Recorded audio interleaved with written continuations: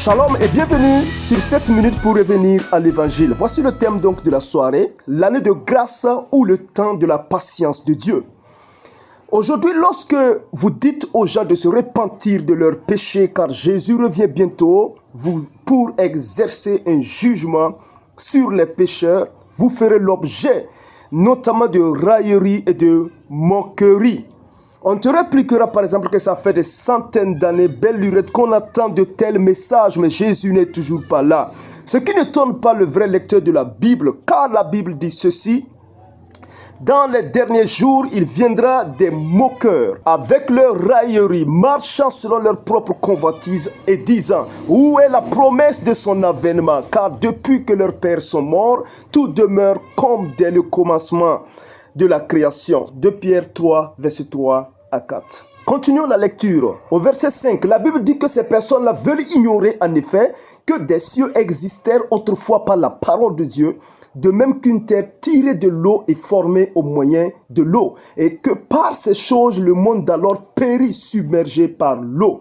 Tandis que par la même parole, les cieux et la terre d'à présent sont gardés et réservés. Pourquoi? Le feu.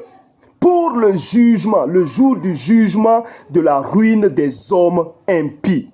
Alors que le monde d'autrefois a été détruit par l'eau, le présent monde sera détruit par le feu. On est en droit de se poser la question: pourquoi l'avènement du Seigneur tarde à l'échelle humaine, bien sûr, à venir? Pourquoi ce jugement annoncé depuis des milliers d'années maintenant ne s'est pas encore accompli? Voici. Dans la dispensation des temps de Dieu, le Messie devrait venir d'abord et accomplir l'œuvre de la rédemption en vue donc de l'expiation des péchés de son peuple, ce qui apportera un temps de grâce à l'humanité et enfin un temps de jugement. Et le Seigneur Jésus lui-même le dit dans Luc chapitre 4, 18 à 21. Un jour, Jésus entre dans la synagogue. La synagogue, c'est le lieu de culte et de rassemblement religieux dans le judaïsme, chez les Juifs. Et on lui donne le livre du prophète Ésaïe. L'ayant déroulé, il trouva l'endroit où il est écrit. Je lis pour vous. L'Esprit du Seigneur est sur moi pour publier une année de grâce du Seigneur. Ensuite, il roula le livre et le remit au serviteur avant d'ajouter: aujourd'hui, cette parole de l'écriture que vous venez d'entendre est accomplie. En fait, Jésus était en train de citer Ésaïe 61, soit une prophétie qui s'est faite il y a plus de 700 années avant. Lisons cette prophétie et voyons ce que Jésus nous apprend là-bas. Il dit ceci: l'Esprit du Seigneur l'Éternel est sur moi, car l'Éternel m'a oint. Verset 2.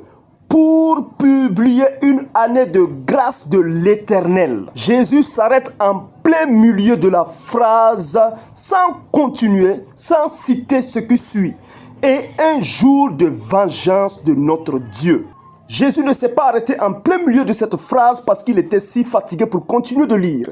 Mais parce qu'aujourd'hui, la dispensation des temps est à l'année de grâce du Seigneur. C'est-à-dire un temps où il accorde la grâce d'être sauvé aux pécheurs qui croient en lui.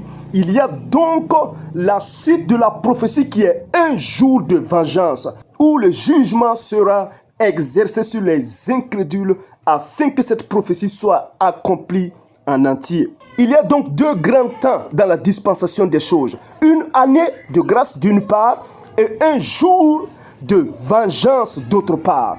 Nous sommes actuellement dans l'année de grâce, mais un jour viendra où c'est le jour du jugement, le jour de la vengeance, de la colère de Dieu.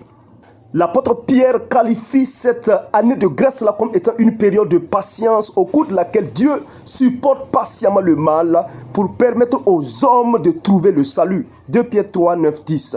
Le Seigneur ne tarde pas dans l'accomplissement de la promesse comme quelques-uns le croient, mais il use de patience envers vous, ne voulant pas qu'aucun périsse, mais voulant que tous arrivent à à la repentance. Le verset 10, le jour du Seigneur viendra comme un voleur. En ce jour, les cieux passeront avec fracas, les éléments embrassés se dissoudront et la terre avec les œuvres qu'elle renferme sera consumée. Voici, lorsque Noé en son temps prêchait la repentance et invitait l'humanité à entrer dans l'arche, qui du reste est une image de Jésus dans l'Ancien Testament, les gens se moquaient de lui, chacun disait qu'il avait son propre moyen de sécurité, c'est-à-dire sa propre religion à suivre. La patience de Dieu a duré avec cette génération pendant une centaine d'années, jusqu'au jour où Dieu exerça son jugement sur le monde entier. Tous périrent, depuis le plus petit jusqu'au plus âgé. Seulement 8 personnes furent sauvées des eaux. Aujourd'hui, Dieu nous a mandatés comme des Noé pour prêcher la bonne nouvelle de la repentance. C'est maintenant une année de grâce, une année où nous vous invitons à entrer dans l'arche, Jésus-Christ. Jésus dit, je suis la porte. Si quelqu'un entre par moi, il sera sauvé. Entrez maintenant pendant que sa grâce demeure. Un jour viendra et prendra place à sa colère et vous payerez le prix pour l'éternité. Repentez-vous de votre justice personnelle. Repentez-vous d'avoir cru que vous pouvez être sauvé par vos bonnes œuvres, que vous soyez de quelque religion que ce soit. Car la justice de l'homme est comme un habit souillé devant Dieu. C'est seulement par la grâce en Jésus-Christ que nous sommes sauvés au moyen de la foi que nous plaçons en lui.